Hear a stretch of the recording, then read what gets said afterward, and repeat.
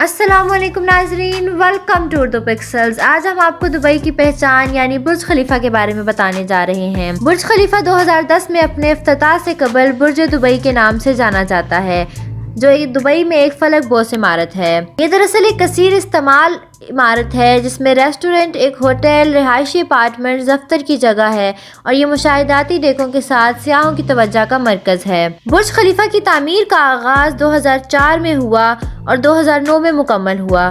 بنیادی ڈھانچے کو مضبوط کیا گیا تھا۔ یہ عمارت 2010 میں ایک نئی ترقی کے حصے کے طور پر ڈاؤن ٹاؤن دبئی کے نام سے کھولی گئی۔ یہ بڑے پیمانے پر مخلوط استعمال کی نشو و نما کا مرکز بننے کے لیے ڈیزائن کیا گیا تھا۔ عمارت کی تعمیر کا فیصلہ حکومت کی جانب سے تیل پر مبنی معیشت سے تنوع لانے کے فیصلے اور دبئی کو بین الاقوامی سطح پر پذیرائی حاصل کرنے پر مبنی تھا۔ اس عمارت کا ابتدائی نام برج دبئی رکھا گیا تھا، لیکن ابوظبی کے حکمران اور متحدہ عرب امارات کے صدر خلیفہ بن زیاد کے اعزاز میں اس کا نام تبدیل کیا گیا۔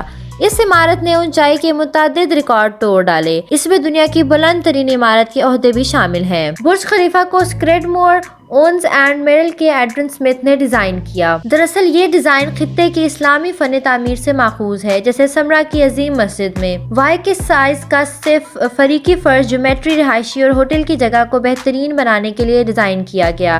عمارت کے عروج کو سہارا دینے کے لیے ایک دبے ہوئے مرکزی کور کو اور پروں کا استعمال کیا جاتا ہے۔ اگرچہ یہ ڈیزائن ٹاور پیلس 3 سے اخذ کیا گیا تھا، لیکن برج خلیفہ کے مرکزی کور پر عمودی نقل و حمل کے ہر پروں کے اندر سیڑھیاں کے علاوہ بھی رہتی ہیں۔ اس ڈھانچے میں کلیڈنگ نظام بھی پیش کیا گیا ہے جو دبئی کے گرما گرمی کا مقابلہ کرنے کے لیے ڈیزائن کیا گیا۔ اس میں مجموعی طور پر 57 لفٹیں اور 8 ایکسیلریٹر ہیں۔ اس کا نام برج خلیفہ اس لیے رکھا گیا کیونکہ آرکیٹیکچر اور انجینئرنگ کے عمل کے خاص مقام پر اصل ایام اور ڈیولپرز کو مالی پریشانی کا سامنا کرنا پڑا اور انہیں زیادہ رقم اور معاشی فنڈ کی ضرورت تھی۔ متحدہ عرب امارات کے حکمران شیخ خلیفہ نے مالی امداد اور مالی انعام بخشی، لہٰذا اس کا نام برج خلیفہ رکھ دیا گیا۔ منافع کا تصور تاریخ کے آس پاس اعلیٰ کثافت والی پیش رفت اور مال بنانے سے حاصل ہوا۔